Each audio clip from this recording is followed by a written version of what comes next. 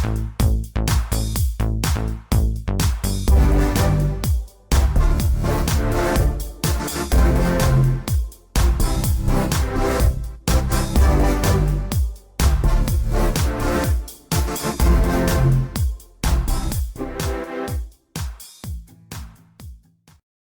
guys, Retro Trek Ralph here. I've got a review of the Playmates Next Generation Phaser.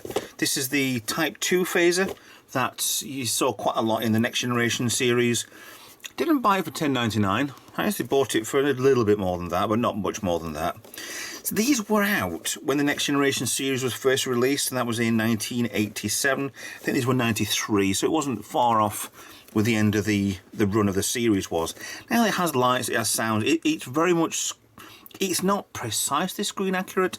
They're never going to do a toy from Playmates, which are pretty good anyway, that's going to be exactly screen accurate, but this is as good as you could possibly get. 3D printing nowadays is pretty good anyway, but it's still not perfect when you get to the plastics. There's lots of lines in it, so you probably need to paint it, need to sand it and whatever else.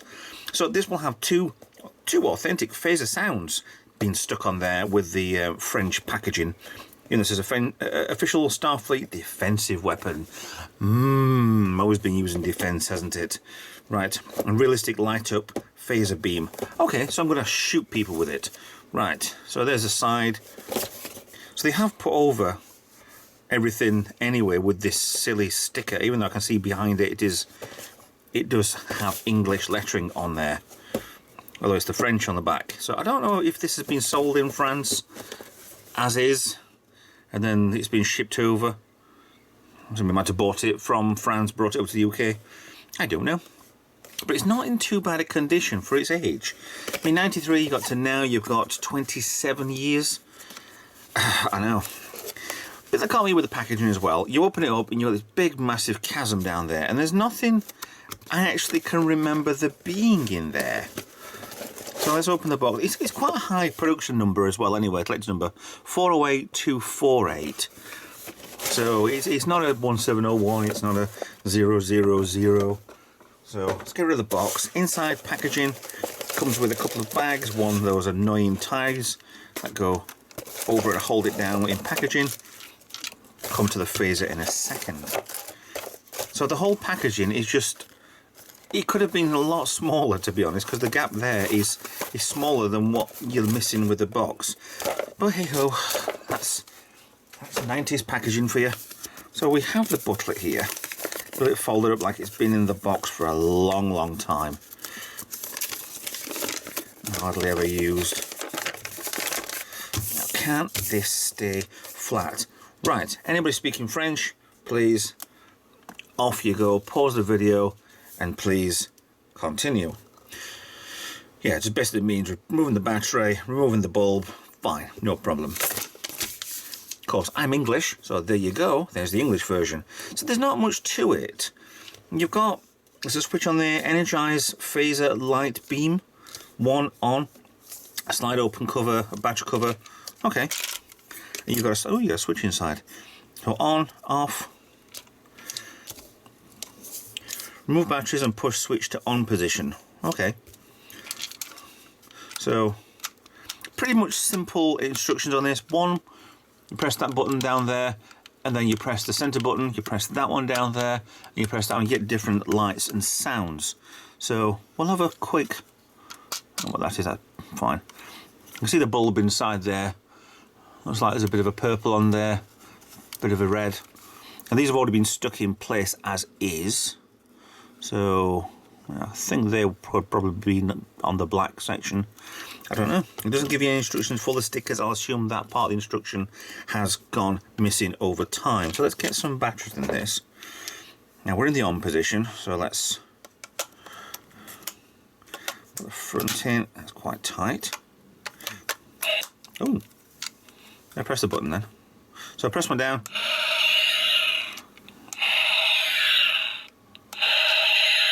It's just a crummy bulb in the front. And the lights off for this. Don't see much. Well, it does actually light up quite well on the end, to be honest. It's like the bulb is not precisely, it's a little bit higher up. I suppose I could take off that and have a look inside. Press the other button in. Like a continuous. I'd probably say that one will be a stun. That won't be a, I wouldn't say kill. I'd probably say it's a cut-in, maybe. Now, I think I've read up on this. If you can find something to prise the batteries back out, because it's quite tight in there. If you turn the switch to off, I'll assume, oh my goodness, that is quite. That's to off. Yeah, the bulb on the end doesn't work. So that's just an on-off switch for that. Now, as usual, what we're going to do is see if there's actually any dilithium crystals, if there's anything in here which is worth our while in looking at. So, let's have a dig around for a screwdriver bit. We got one there, two, here we go. So to take these things to pieces, and you know I love taking these to pieces anyway. 2 screws on the bottom. I'm sure the warranty is perfectly fine. There's one in the middle of here. 2 on the edge there.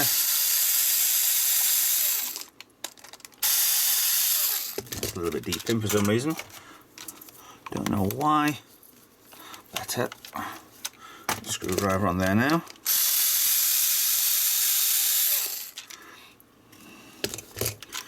Okay, so that needs the end off as well. I think, because I haven't had this phaser before, the Type 2 from Next Gen. I think this bit will come off so you can replace the bulb. Okay, so that comes off, that comes off. See, it is a bit meh because it's got a bulb in it, and I could probably quite easily change that for an LED. And it's not badly positioned, I suppose. Possibly come down. You've got the belt clip on there, so you can at least hang it on your side and then whip it out and off you go. So we have inside here, you've got a circuit board underneath there with some resistors, a little bit of capacitors, diodes. I don't think I want to go any further down into there. There's a switch there for, that's a rocker switch for going for left or right. And then the main button underneath is there. Nearly lost everything. There's a standard old speaker there. So there isn't actually much inside here. There's a switch for there for the top of turning the light on and off, which is that bulb, which I could easily replace with an LED, and I might actually do that because that bulb is just a bit rubbish. And it's actually been nipped there as well, but it is still working, so unless it's about to break, I don't know, but very easily moddable. And I thought that would have been in place a bit better than just sat there, but there is a foam pad on the top, and when the top section goes on, it does hold everything in place. Yeah, there. So it looks like over time whoever's put this in might have put it there, or the production's been, it's just been crushed over time. I'd probably guess it's been there. That's why you're missing a bit of the foam. So let's get that round the speaker. Maybe either side of the speaker might do. Just to put it back together. That is a little bit fiddly to get it in on there with the bulb there. Yeah, long side's good for me. So there's not much to this, it really isn't.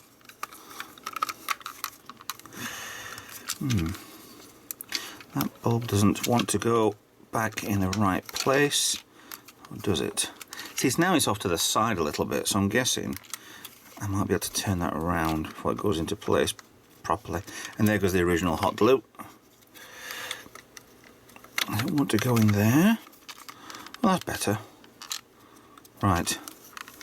Okay, so let me put the screws back in this. Quick cut. And we'll have this back working together again.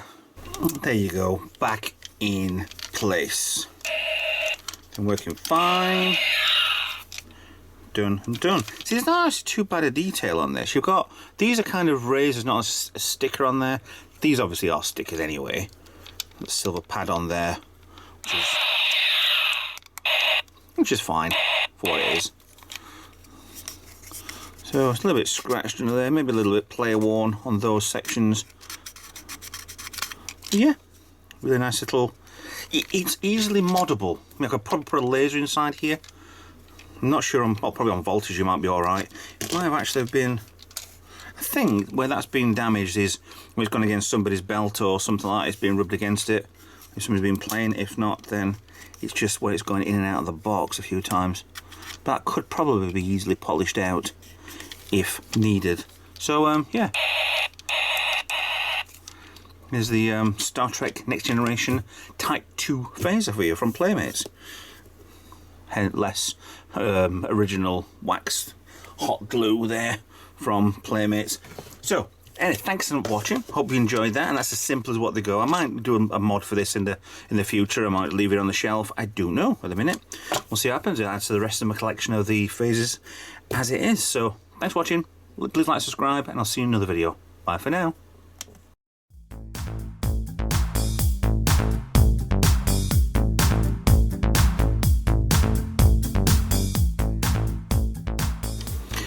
Pew pew! Pew pew! Ooh, that's an idea. Pew pew! Pew pew!